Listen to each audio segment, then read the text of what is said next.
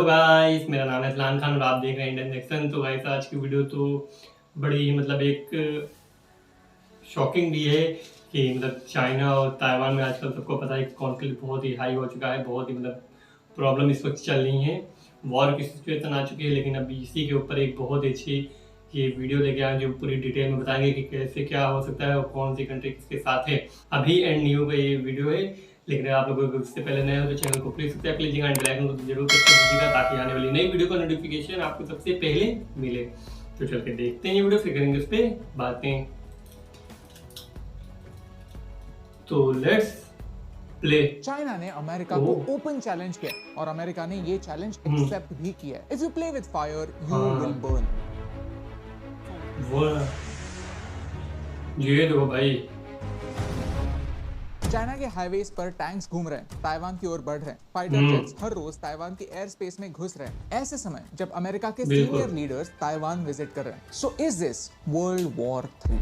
China says it will fight to the very end to prevent Taiwan from being declared independent. Any foreign interference is doomed to failure. China और Taiwan में conflict क्यों है? इसमें US का क्या interest है और China को ताइवान को कंट्रोल करने से क्या फर्क पड़ता है? आज इस वीडियो में हम चाइना और ताइवान के बीच का कॉन्फ्लिक्ट समझेंगे, लेकिन एक आसान भाषा में। आई नो कि आपका टाइम वैल्यूएबल है, इसीलिए ये है सारे चैप्टर्स, लेकिन वीडियो काफी इंटरेस्टिंग है, तो प्लीज इसे एंड तक देखिए। और अगर आपको इस वीडियो से वैल्यू मिलती है तो इसे अपने दोस्तों के साथ शेयर कीजिए।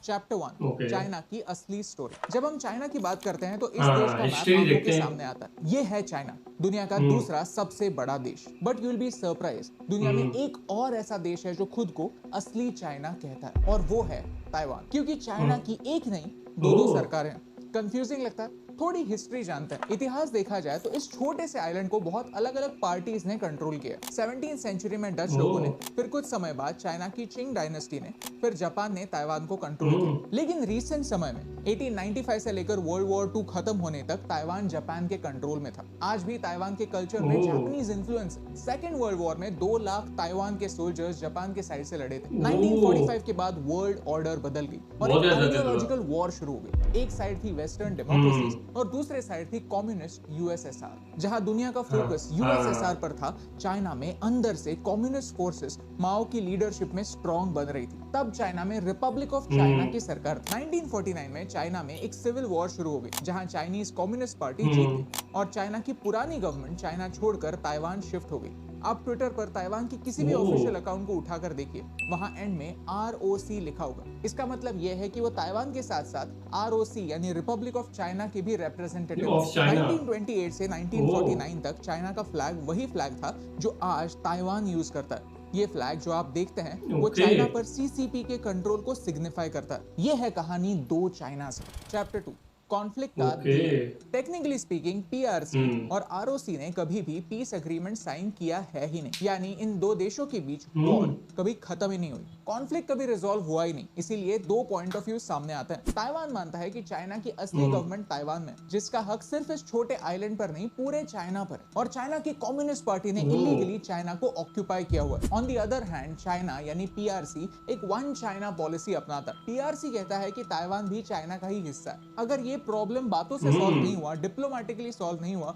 तो चाइना ताइवान के अगेंस्ट एक्शन ले सकता है। उनके लिए ताइवान उनका internal matter. So is Taiwan a separate country और a part of China? It depends. Taiwan United Nations का हिस्सा नहीं है। दुनिया में सिर्फ ऐसे 15 देश है जो ताइवान को चाइना से अलग एक सेपरेट देश मानते हैं। मोस्टली ये सिर्फ छोटे छोटे देश हैं। इवन अमेरिका ऑफिशियली ताइवान को एक अलग देश नहीं मानता, लेकिन ताइवान एक मॉडर्न डेमोक्रेसी है, वेयरएज चाइना नहीं। तो अमेरिका ताइवान का एक अनऑफिशियल एलाय बना हुआ है। यूएस के प्रेसिडेंट ने कहा कि अगर ताइवान पर अटैक होता है तो अमेरिका चुप नहीं बैठेगा। चैप्टर 3, ताइवान और यूक्रेन की सिचुएशन। कोल्ड वॉर के दौरान ताइवान वेस्ट का एक इंपॉर्टेंट एलाय था, लेकिन यूक्रेन भी तो दोस्त था। यूक्रेन का क्या हुआ? जब रशिया ने यूक्रेन को देख लिया तो पूरी दुनिया की एक्सपेक्टेशन यही थी कि वेस्ट यानी अमेरिका और यूरोप यूक्रेन की मदद करेगा। लेकिन किसी भी वेस्टर्न देश ने इस वॉर में एक्टिवली पार्ट नहीं लिया। रीजंस कई सारे हैं, लेकिन एक इंपॉर्टेंट रीजन ये है कि रशिया के पास न्यूक्लियर वेपन्स है। अगर यूएस और रशिया एक दूसरे के साथ वॉर शुरू करते हैं तो ये पूरी दुनिया के लिए एक बैड न्यूज होगी, क्योंकि इसका मतलब होगा वर्ल्ड वॉर।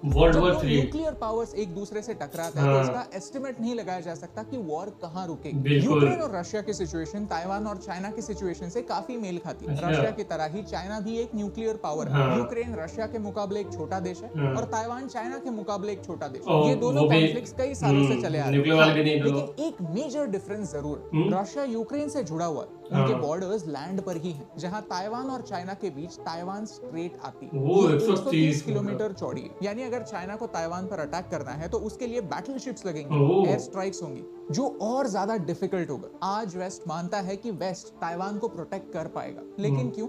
डेमोक्रेसी का रखवाला होने के अलावा क्या कोई इकोनॉमिक रीजंस भी हैं? क्या अमेरिका के कुछ हिडन इंटरेस्ट हैं? बेशक। Chapter 4, money is power. China की पूरी इकोनॉमी दो चीजों पर चलती है, मैन्युफैक्चरिंग एंड एक्सपोर्ट्स। चाइना दुनिया की फैक्ट्री है, आपके घर में ही देख लीजिए, ज्यादा से ज्यादा चीजें चाइनीज होंगी। चाइना इतनी सारी चीजें प्रोड्यूस करता है कि उनके ही दम पर चाइना 21वीं सदी की सुपर पावर बन सकता है। लेकिन एक प्रॉब्लम है जो चाइना का मैप देखने पर साफ साफ पता चलता है। चाइना को एक्सपोर्ट्स और एफिशिएंटली करने के लिए पैसिफिक ओशन में ओपनली एंट्री करनी होगी, और उसका रास्ता जापान, फिलीपींस, बोर्नियो, सबके साथ तो बनते नहीं इनके। इन्हें फर्स्ट आइलैंड चेन कहा जाता है। लेकिन अब ताइवान को क्लोजली देखिए। अगर चाइना ने ताइवान में अपना मर्चेंट और मिलिट्री बेस बनाया तो चाइना आसानी से कभी भी पैसिफिक ओशन में एंट्री कर सकता है, अपने एयरक्राफ्ट कैरियर्स पैसिफिक ओशन के थ्रू यूएस की ओर भेज सकता है। This will be a huge hole in the defence of America, और यूएस ये रिस्क नहीं लेना चाहता। प्लस दुनिया के सबसे एडवांस चिप्स बनाने वाली कंपनी TSMC ताइवान में, सेमीकंडक्टर्स जो आज मोबाइल से लेकर फाइटर जेट्स तक यूज होते हैं, वो बनाने में ताइवान सबसे आगे, चाइना से भी आगे। दुनिया की सबसे बड़ी टेक कंपनीज उठा लीजिए, एप्पल, इंटेल, एनविडिया, ये सारी कंपनीज अपनी चिप्स की R&D ताइवान से करवाती है। ताइवान डूबना यानी यूएस की टेक इंडस्ट्री डूबने जैसा है, और इसका इम्पैक्ट दुनिया के हर कॉर्नर में होगा। तो अमेरिका के लिए ताइवान शायद यूक्रेन से भी ज्यादा इंपॉर्टेंट है। ताइवान का GDP 786 बिलियन US डॉलर्स है, जो कई बड़े बड़े देशों से भी ज्यादा है। ये है 21st सेंचुरी का सबसे वैल्यूएबल आइलैंड, और ये सारा ट्रेजर चाइना से सिर्फ 130 किलोमीटर की दूरी पर। चैप्टर 5, अब आगे। नैंसी पेलोसी ताइवान में। पिछले 25 सालों में ताइवान विजिट करने वाली ये सबसे बड़ी अमेरिकन लीडर है। उन्होंने खुद विजिट करके ये अश्योर किया है कि अमेरिका ताइवान को डेमोक्रेसी बरकरार रखने में हर तरह से सपोर्ट देगा। पेलोसी पहले से ही चाइना की काफी हार्श क्रिटिक है। उन्होंने तियानमेन स्क्वायर के इंसिडेंट्स को भी क्रिटिसाइज किया था। टेंशंस बढ़ रहे हैं, और चाइना ने इस विजिट के बाद टारगेटेड मिलिट्री एक्शंस प्रॉमिस भी किए। तो अब क्या होगा? क्या वर्ल्ड वॉर 3 शुरू होगी? Only time can tell. लेकिन आज हमने जाना कि ताइवान की हिस्ट्री क्या है और अलग अलग पार्टीज के इंटरेस्ट क्या हैं। ऑफ कोर्स एक 5 मिनट का वीडियो इतना बड़ा कॉन्फ्लिक्ट समझने के लिए काफी नहीं है, so we will make more videos about this topic. लेकिन अगर आपको इस वीडियो से वैल्यू मिली, कुछ नया सीखने मिला, तो इसे अपने दोस्तों के साथ शेयर कीजिए। तो यहीं पे ये वीडियो खत्म हो गया। आप लोग प्लीज बताएं कि आपको ये वीडियो पिछले वीडियो बड़ी शॉकिंग है यार, कि ये साल हर तरफ ही वॉर से हुए। एक रसिया यूक्रेन का वॉर अभी खत्म नहीं हुआ, और चाइना और ताइवान का स्टार्टिंग होने वाला है। मतलब ऐसा ना हो तो ज़्यादा ही अच्छा, वरना पूरे वर्ल्ड में एक ऐसा इन्फ्लेशन इतना बढ़ चुका है और भी बढ़ जाएगा। और चाइना को तो हर कंट्री पे पंगा करने की आदत है, जिसके बॉर्डर उसके साथ लगते भी नहीं, उसके साथ भी पंगा करता है।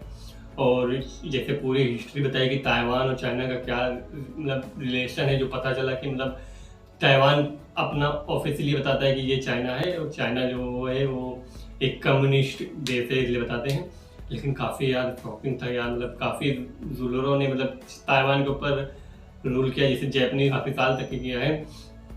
और तब से चाइना उसके बाद से वर्ल्ड वॉर 2 के बाद से ताइवान को अपना देश मतलब हिस्सा मान रहा है, जबकि फ्लैग भी सेम ही है। पहले चाइना का फ्लैग वही था जो ताइवान का था, लेकिन चाइना का बाद में वो कम्युनिस्ट वाला फ्लैग हो गया है, उसके बाद चेंज हो गया है। मतलब ताइवान तो सबको पता है कि टेक्नोलॉजी में बहुत ही आगे है, सेमीकंडक्टर चिप्स पूरी दुनिया में सबसे ज़्यादा मतलब वर्ल्ड लीडर है उसके मामले में। तो ताइवान जो एक मोबाइल से लेके कार, बस हर चीज़ में वो लगती है, मतलब फाइटर जेट और प्लेन में भी हर जगह पे वो लगती है। इससे पूरे वर्ल्ड को फर्क पड़ जाएगा कि अगर ताइवान के साथ अगर कुछ भी होगा। और जैसे सबको पता है कि यूएस और चाइना में कितना ज़्यादा प्रॉब्लम चल रहा है, वो मतलब तकरीबन 4-5 सालों से। कोल्ड वॉर भी मतलब लोग की चल रही है। लेकिन अब यूएस भी चाहता है कि चाइना अगर उस पर करे तो चाइना के ऊपर सैंक्शन लगा दें और भी ज़्यादा उसकी इकोनॉमी को क्राइसिस में डाल दें। लेकिन अब देखते हैं कि भाई होता क्या है। और मुझे ये फर्स्ट टाइम पता चला कि दो चाइना है, एक रिपब्लिक ऑफ चाइना, एक पीपल रिपब्लिक ऑफ चाइना। ये मुझे फर्स्ट टाइम पता चला। बाकी आप लोग अपने कमेंट में जरूर बताएगा कि आपको ये वीडियो कैसी लगी। बाकी तो मिलते हैं नए वीडियो में, तब तक के लिए गुड बाय।